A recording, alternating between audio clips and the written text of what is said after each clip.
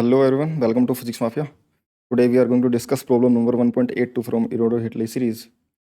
इस क्वेश्चन में यार हमें जो दे रखा है वही है जैसा पिछला प्रॉब्लम था ना 1.81, उसी पे डिपेंडेंट उसी का जैसा ये प्रॉब्लम है, लेकिन इसका एक बहुत इंटरेस्टिंग सा रिजल्ट इस प्रॉब्लम के बीच में निकल के आता है जो सच में देखने में बहुत अच्छा है ना। और बहुत इंटरेस्टिंग सा रिजल्ट आएगा, मतलब कि जो तुम रिलेटिव मोशन के अंदर जो रिजल्ट तुम कंस्टेंट रिलेशन निकालते हो उसका बहुत अच्छा सा एग्जाम्पल है। हमें दे रखा है कि in the arrangement shown in figure the mass small M of the bar M and capital M of the wedge, है ना, as well as wedge angle alpha, ये सब दे रखा है, आर नोन, ये सब हमें गिवन है, alpha capital M small M, ठीक है। और masses of pulley and thread are negligible, friction absent है, यानी कि सब कुछ आइडियल सिचुएशन है, फ्रिक्शन वगैरह कुछ नहीं है, स्ट्रिंग मासलेस है, पुली मासलेस है, फ्रिक्शन लेस है, सब है। Find the acceleration of the wedge capital M, इस वेज का एक्सेलेरेशन बताना था। पिछला भी प्रॉब्लम कुछ ऐसा सही था, अगर नहीं देखा है तो पहले वो जा करके देखो, फिर इसमें और भी अच्छे से समझ में आएगा, ठीक है। डिस्क्रिप्शन में उसकी भी लिंक मिल जाएगी 1.81 की, तो वहां से जाकर के देख सकते हो, ठीक है। खैर इसको समझते हैं। इस प्रॉब्लम में हमें दे रखा है कि एक वेज है, इसके ऊपर ये पुली से धागा बांध रखा है। अब ये चलेगा आगे की तरफ, ये जब जैसे आगे की तरफ चलेगा, क्योंकि ये नॉर्मल फोर्स ऐसे लगेगा, रस्सी का टेंशन वेंशन लगेंगे इस पर, तो ये इधर की तरफ जाएगा। समझ में आ रही बात है, ये इसके दबने की वजह से इधर की तरफ चलेगा। तो मान लो डब्ल्यू एक्सेलरेशन चल रहा है, तो जैसे ही इधर की तरफ जाएगा, यहाँ से रस्सी रिलीज होगी, ये इधर की तरफ पुली ऐसे खींचोगी तो रस्सी रिलीज होगी, रस्सी रिलीज होगी तो ये नीचे की तरफ स्लाइड करेगा। तो विद रिस्पेक्ट टू वेज अगर मैं देखूंगा तब तो ये नीचे की तरफ ही जाएगा, हालांकि ये इसके फ्रेम में नीचे की तरफ जाएगा, उसके साथ साथ ये जैसे वेज आगे जाएगा, अगर ये वेज आगे आ जाएगा तो ये भी तो आगे आएगा, साथ ही साथ रस्सी रिलीज होगी तो वो नीचे भी जाएगा, यानी कि ये जो बार है वो आगे भी जाएगा ग्राउंड फ्रेम में, और जो विद रिस्पेक्ट टू वेज ये ऐसे जा रहा था, इसका रिजल्टेंट टू मोशन कुछ ऐसा होगा। ऐसा ही कुछ प्रॉब्लम नंबर 1.8 में भी था, समझ में आ गई क्या बात है, यही सिनेरियो कुछ ऐसा था, बट इसका जो रिजल्ट आएगा वो बहुत थोड़ा इंटरेस्टिंग सा आएगा। कि अब अगर मैं बोल लूँ कि हमने मान लिया कि जो ग्राउंड फ्रेम में इस प्रिज्म की इस वेज की एक्सेलेरेशन डब्ल्यू है, और इसके फ्रेम में इसकी एक्सेलेरेशन डब्ल्यू आर है, रिलेटिव एक्सेलेरेशन, इसके फ्रेम में वो अलोंग द इंक्लाइन ही नीचे चल सकता है डब्ल्यू आर, वो परपेंडिकुलर टू द इंक्लाइन इसके अंदर नहीं धस सकता या बाहर उड़ नहीं सकता, क्योंकि कॉन्टैक्ट में है, उड़ तो रहा नहीं है, अंदर वो धस नहीं रहा, यानी कि इसके फ्रेम में बैठकर अगर कोई देखेगा तो उसको या तो वो नीचे जाता हुआ दिखेगा या ऊपर जाता हुआ दिखेगा। अब क्योंकि इधर जा रहा है तो रस्सी रिलीज होगी तो ये नीचे ही आता हुआ दिखेगा, मतलब कि डब्ल्यू आर इसके फ्रेम में उसको नीचे ही आता हुआ दिखेगा। हम मान लेते हैं नीचे की तरफ वो एक्सेलेरेशन डब्ल्यू आर है, तो डब्लू ग्राउंड फ्रेम में इस वेज की एक्सेलरेशन, डब्लू आर वेज के फ्रेम में मास की एक्सेलरेशन है। अब ध्यान से सुनो, हमें डब्लू और डब्लू आर में रिलेशन निकालना है, जैसा कि पिछले प्रॉब्लम में भी निकाला था वैसा ही कुछ यहाँ पर भी करना है। यहाँ पर अगर हम देखें कि विद रेस्पेक्ट टू वेज, मान लो वेज एक्स मूव करता है, एक्स मूव करता है तो रस्सी कितनी रिलीज होगी, एक्स रिलीज होगी, क्योंकि ये पॉइंट भी एक्स आगे पहुंच जाएगा। एक्स अगर रस्सी रिलीज होती है तो ध्यान से सुनो, ये कितना आगे नीचे की तरफ गिर सकता है, जितनी रस्सी मिलेगी उतना ही तो नीचे चलेगा इंक्लाइन प्लेन पर। तो सिंपल सा लॉजिक है कि जितना ये आगे जाएगा उतनी रस्सी रिलीज होगी, उतना ही ये अलोंग द इंक्लाइन नीचे की तरफ स्लाइड करेगा। आगे कितना जाएगा वो तो प्रिज्म डिसाइड करेगा, जितना प्रिज्म आगे जाएगा उतना ब्लॉक भी आगे चला जाएगा, लेकिन प्रिज्म के फ्रेम में यानी कि इस वेज के फ्रेम में नीचे कितना जाएगा वो ये डिपेंड करेगा कि प्रिज्म आगे कितना चलता है, उतनी रस्सी रिलीज होगी और उतना ही ये नीचे आएगा। इसका मतलब मैं बोल सकता हूँ कि जितना ये एक्स आगे जाता है उतना ही उसके रिलेटिवली ये ब्लॉक स्लाइड करता है नीचे की तरफ। तो एक्स और एक्स आर बराबर हैं, यानी कि जिस एक्सेलरेशन से आगे जाएगा उसी एक्सेलरेशन से ये अलोंग द इंक्लाइन नीचे की तरफ स्लाइड करेगा। क्या ये कंस्ट्रेंट समझ में आया?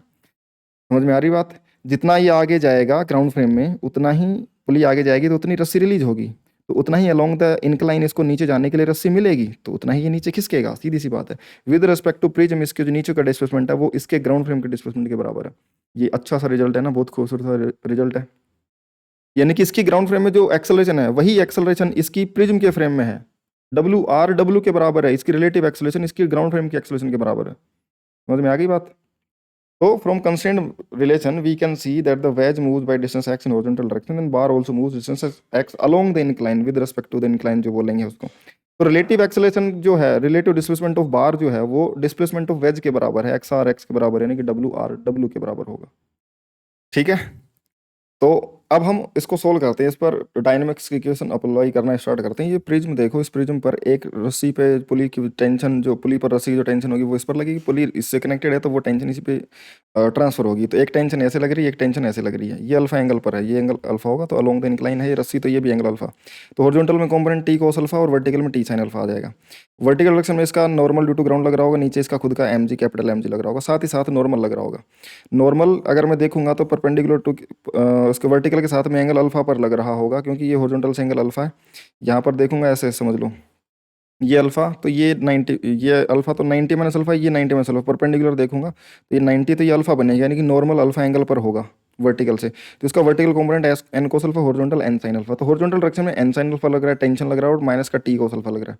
समझ में आ गई बात। तो हॉरिजॉन्टल डायरेक्शन में T minus T cos alpha, तो ये तो इन दोनों की वजह से नेट आ गया, और एक एन साइन अल्फा, ये तीनों मिलकर के इसको एक्सेलरेट करवाएंगे, जो कि इसका mass capital M into acceleration W के बराबर होगा। वर्टिकल में फोर्सेस बैलेंस है, तो वो इक्वेशन लिखने की जरूरत नहीं, हमें पता है। ठीक है। विद रिस्पेक्ट टू वेज हम इस ब्लॉक पर जाते हैं, क्योंकि वेज अगर डब्ल्यू एक्सेस चल रहा है तो इसके फ्रेम में इस पर पीछे की तरफ सूडो फोर्स एम डब्ल्यू लगेगा। साथ ही साथ इस पर नॉर्मल लग रहा होगा, रस्सी की टेंशन लग रही होगी, एम जी लग रहा होगा। फिर से हम वही करते हैं कि अलोंग द इंक्लाइन और perpendicular to the incline forces resolve करते हैं, perpendicular to the incline forces balance कर देंगे, और along the incline F equal to M लगा देंगे, ये डब्ल्यू आर रिलेटिव एक्सेलेरेशन, जो कि डब्ल्यू के बराबर है। ठीक है क्या? ठीक है। तो कर दो रिजोल्व। एम डब्ल्यू का इधर की तरफ component M W sine alpha, और इधर की तरफ M W cos alpha, M G का इधर की तरफ M G sine cos alpha, इधर एम जी साइन अल्फा। तो N plus M W sine alpha M G cos alpha के बराबर होगा। नीचे की तरफ M G sine alpha plus M W cos alpha minus tension equal to M E होगा। तो normal plus M W sine alpha M G cos alpha के बराबर, M G sine alpha plus M W cos alpha दोनों नीचे मिलकर के minus tension, ये net force आ गया डाउनवर्ड डायरेक्शन है, उसका मास एम इंटू उसकी एक्सेलरेशन डब्ल्यू ग्राउंड इसके वेज के फ्रेम में। अब डब्ल्यू आर और डब्ल्यू बराबर है, तो डब्ल्यू आर को डब्ल्यू पुट कर दिया, दो इक्वेशन आ गई। टी और डब्ल्यू में एक इक्वेशन ये है, और टी और डब्ल्यू में एक इक्वेशन ये है। समझ में आ गई बात। इसमें एन अननोन हो रहा है, दो इक्वेशन है, और ये दूसरी इक्वेशन। अब तीसरी इक्वेशन क्या लगा सकते हैं कि हम फोर्स बैलेंस कर सकते हैं। तीसरी इक्वेशन हम कर सकते हैं फोर्स बैलेंस की वर्टिकल डायरेक्शन में नॉर्मल, और इधर की तरफ ये एम जी प्लस, अच्छा ये इक्वेशन, और साथ में तीसरी इक्वेशन ये बन गई हमारी, है ना। तीसरी इक्वेशन ये बन गई, एक तो नॉर्मल वाली इक्वेशन परपेंडिकुलर डायरेक्शन में, एक ये वाली एफ इक्वल टू ओमेगा वाली। तो तीन इक्वेशन बन गई, तीन इक्वेशन में तीन अननोन टी, नॉर्मल और डब्ल्यू, तीनों सोल्व हो जाएंगे। तो उसके लिए क्या कर रहे हैं कि इक्वेशन नंबर 2 है, वहाँ से n निकाल लो। इक्वेशन नंबर 2 यहाँ से n निकाल लिया, तो M G cos alpha minus M W sine alpha, ये बन गया। और n और t जो है इक्वेशन 1 में रख दो, क्योंकि यहाँ से हमने t निकाल लिया इस इक्वेशन से, और यहाँ से हमने n निकाल लिया, और दोनों की दोनों इक्वेशन नंबर 1 में रख दो, t और n, और वहाँ से w निकल करके आ जाएगा। ठीक है, इस इक्वेशन में t भी रख दिया यहाँ पर, और n भी रख दिया, w निकल के आ जाएगा। थोड़ा सा रीअरेंज करेंगे इक्वेशंस को, w ही अननोन बचा है पूरी इक्वेशन में। तो कैलकुलेशन तुम देख सकते हो, है ना, खुद से भी कर सकते हो, या फिर इसमें देख सकते हो, एक एक चीज स्टेप करके दिखा रखा है तुम्हें।